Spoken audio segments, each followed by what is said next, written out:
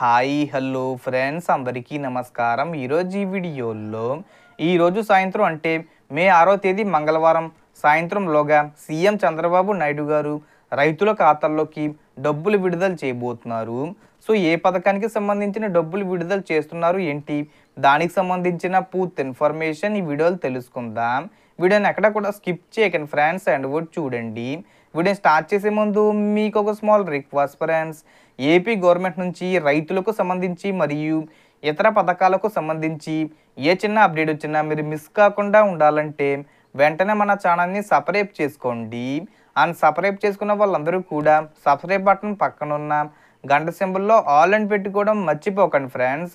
ఇలా పెట్టుకోవడం వల్ల నేను పెట్టే ప్రతి ఒక్క వీడియో మీరు నోటిఫికేషన్ రూపంలో పొందగలరు. అండ్ వీడియో మీద నచ్చితే లైక్ చేయండి ఫ్రెండ్స్. సో ఏమాత్రం లేట్ చేయకుండా వీడియోలోకి వెళ్ళిపోద్దాం. సో అకాల వర్షాలతో పంట నష్టపోయిన రైతులకు ఈరోజు సాయంత్రంలోగా పరిహారం ఇస్తామని సీఎం చంద్రబాబు తెలిపారు. పిడుగుపాటుకు గురై మరణించిన వారి కుటుంబాలను ఆదుకుంటామని భరోసా ఇచ్చారు. విపత్తుల వేళ అధికారులు అప్రమత్తంగా ఉండడంతో పాటు మానవత్వంతో వ్యవహరించాలని సూచించారు. ఇటీవలే వర్షాలకు 2224 హెక్టార్లో వరి, 128 హెక్టార్లో ఉద్యాన పంటలకు నష్టం వాటిల్లినట్లు సీఎం అధికారులకు నివేదిక అందజేశారు.